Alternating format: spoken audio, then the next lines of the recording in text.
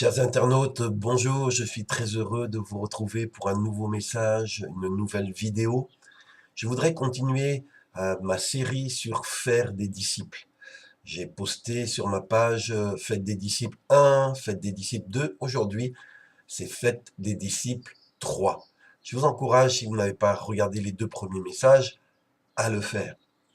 Dans le message d'aujourd'hui, je voudrais partager ce que Jérémie, le prophète Jérémie, prophète qui fait partie des grands prophètes de l'Ancien Testament, ce qu'il écrit au chapitre 17 et au verset 19. Jérémie dit ceci de la part de Dieu. Le cœur humain est plus trompeur que tout. Personne ne peut le guérir.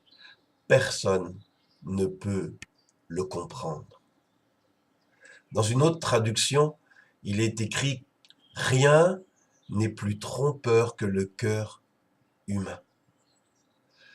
Il ne faut pas nous faire des illusions.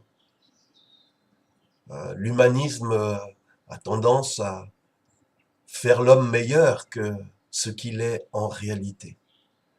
Mais Dieu est réaliste. C'est pas que tout soit moche, c'est pas que nous sommes des créatures de Dieu, mais nous avons été passablement infectés, déformés par le péché qui est entré dans la race humaine. Et le cœur humain est atteint. Et Dieu dit que rien n'est plus trompeur que le cœur humain. Vous savez, même derrière des bonnes actions, ça serait intéressant de se poser la question, quelles sont nos motivations? Est-ce que c'est pour se faire voir? Est-ce que c'est pour obtenir quelque chose en retour? En fait, le cœur humain est subtil, il est trompeur.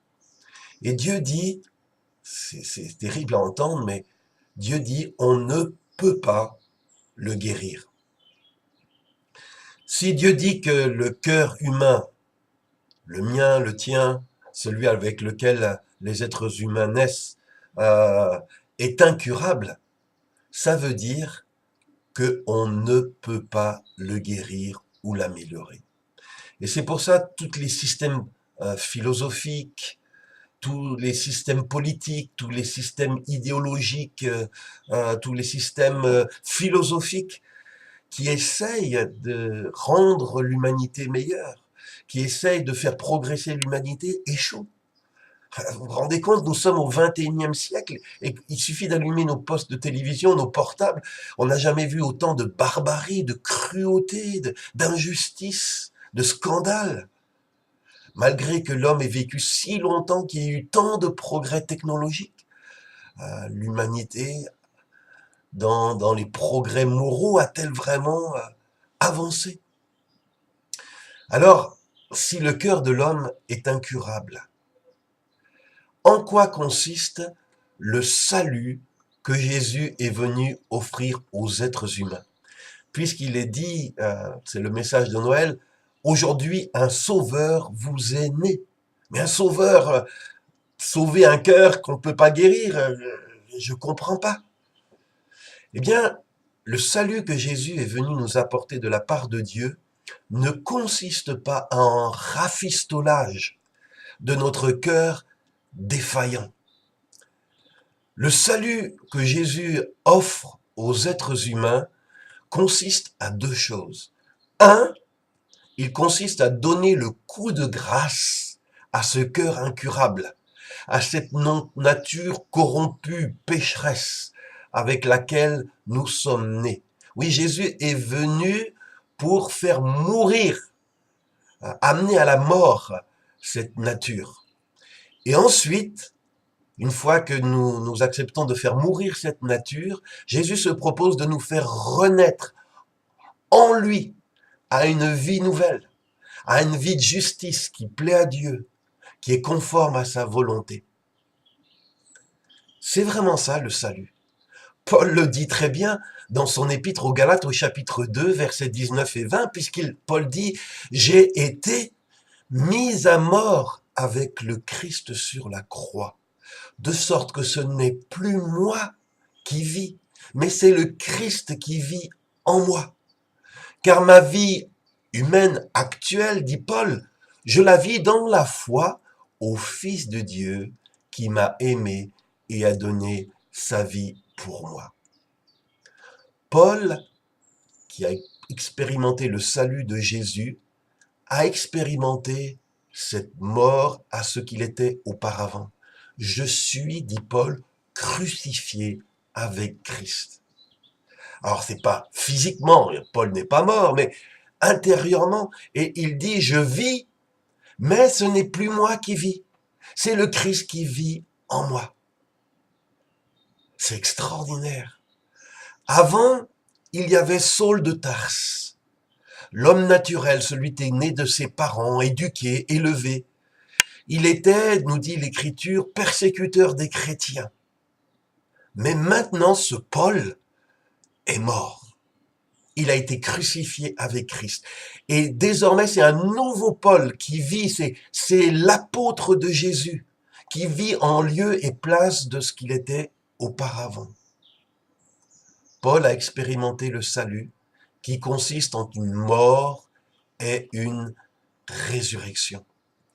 Dans mes messages, nous avons vu que nous sommes appelés par Jésus à faire des disciples. À faire des disciples, un, en allant. Deux, en ceux qui reçoivent notre message, en les baptisant. Le baptême, comme je l'ai enseigné, c'est en fait, le baptême chrétien, c'est en fait l'enterrement de notre nature pécheresse, celle avec laquelle nous sommes nés. Le baptême est pour tous ceux qui acceptent cette crucifixion en Christ, de mourir à leur vie ancienne en Christ. Et le baptême exprime cette mort et officialise cette mort. Et le baptême est le témoignage que cette personne a commencé une vie nouvelle. Christ en moi, l'espérance de la gloire. Ce que j'étais avant était enterré. Je suis une personne nouvelle. J'ai accueilli le Christ. Il est venu faire sa demeure en moi. Et c'est lui, désormais, sa vie au travers de moi que je veux libérer. Mes amis, mes frères et sœurs, peut-être pas, chers pasteurs, chers témoins, je crois que notre erreur dans notre évangélisation ou dans notre enseignement, c'est de ne pas prêcher assez clairement cette vérité.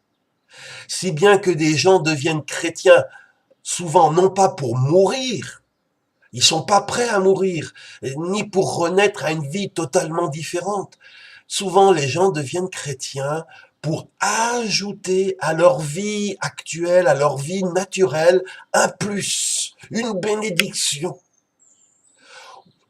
Et c'est pas ça que le Seigneur veut. Devenir chrétien, c'est pas continuer avec simplement Jésus en plus qu'on a embarqué dans notre voiture, dans notre vie. Être chrétien, c'est mourir à ce que on était auparavant, au désir égoïste de notre nature, à la corruption de notre nature, de notre cœur trompeur, pour laisser Christ venir nous guider, nous habiter, pour nous faire revivre. Cet enseignement, peut-être vous trouvez qu'il est peut-être trop dur, trop abrupt, trop tranchant, et vous vous demandez, est-ce qu'il est vraiment conforme à l'enseignement de Jésus? Eh bien, dans l'évangile de Luc, au chapitre 9, versets 23 et 24, Jésus écrit, c'est écrit, il dit à tous, « Si quelqu'un veut venir à ma suite, qu'il se renie lui-même et prenne sa croix chaque jour et qu'il me suive. En effet, qui veut sauver sa vie la perdra, mais qui perd sa vie à cause de moi la sauvera. » Jésus dit exactement la même chose que je suis en train de dire. Dans une traduction, il est dit que si quelqu'un veut devenir chrétien, marcher à la suite du Christ, Jésus a dit, il doit renoncer à lui-même. Et Jésus précise que si quelqu'un est préoccupé de sauver sa vie, c'est ça son but dans la vie, sauver sa vie, ses intérêts propres, il est dit, il la perdra. Mais celui qui perdra sa vie, pour moi, dit Jésus, la sauvera. Donc vraiment, pour Jésus, devenir chrétien, c'est finir une vie égoïste, centrée sur ses intérêts propres, pour en commencer une autre au service de Dieu et du Christ. Si tu es préoccupé, si tu as envie de continuer à vivre ta vie, tu ne peux pas être un disciple de Jésus. Vas-y, vis ta vie. Mais ne dis pas que tu es chrétien, ne dis pas que tu es disciple de Jésus. Tu vis ta vie, tu voudrais que Jésus bénisse tes initiatives, mais tu n'es pas prêt à renoncer à toi-même, à renier tes intérêts propres pour te mettre, te consacrer à suivre un maître, à suivre sa parole, à suivre ses enseignements. Et pour terminer, je voudrais dire à ceux et celles pour qui l'idée de mourir ou de perdre leur vie fait peur, je voudrais vous encourager par cette parole que Jésus, notre précieux Maître, nous a dit. Il a dit, oui, je vous le dis, c'est la vérité. Le grain de blé tombé dans la terre doit mourir. Sinon, il reste seul. Mais Jésus dit, s'il meurt, il donne beaucoup de grain. Dans une autre traduction, il est dit, en vérité, je vous le dis, si le grain de blé qui tombe en terre ne meurt pas, il reste seul, mais si au contraire il meurt, il porte du fruit en abondance. Spirituellement, la mort avec Christ et la nouvelle vie, la renaissance en Christ, c'est cela qui va rendre notre vie féconde. Permets-moi de te poser 2 questions, toi qui as persévéré dans l'écoute jusque-là. Es-tu prêt à mourir? Mourir à toi-même, mourir à ta vie personnelle, centrée sur ses intérêts, mourir à cette nature pécheresse, à ce cœur tortueux dont tu es arrêté par ta naissance? Es-tu prêt à une nouvelle vie? Désires-tu une nouvelle vie où ce sera plus toi qui vis, mais tu vas laisser Christ vivre au-dedans de toi? J'aimerais prier. Seigneur, je te remercie parce que tes paroles sont vraies, sont tranchantes, elles sont la vérité. Je prie pour ceux et celles qui l'ont entendu ou l'entendront.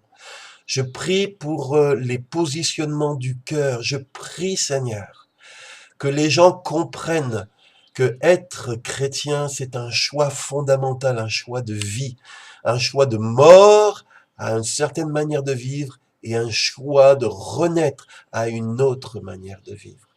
Je prie que tu soutiennes et que ta parole ne revienne pas à toi sans avoir produit ce pourquoi tu l'as envoyé. Amen. Un dernier petit mot, je vous encourage, si vous aimez cette page Facebook, à vous y abonner. Cliquez sur m'abonner à cette page. Vous aurez aussi vous avez possibilité de consulter notre site www.cdlr.fr. Cliquez là aussi sur la page, vous aurez d'autres ressources accessibles. Et enfin, si ces messages te touchent, te parlent, te nourrissent, c'est bien par amour d'en faire profiter aussi à tes amis et à tes connaissances. À bientôt pour une nouvelle vidéo.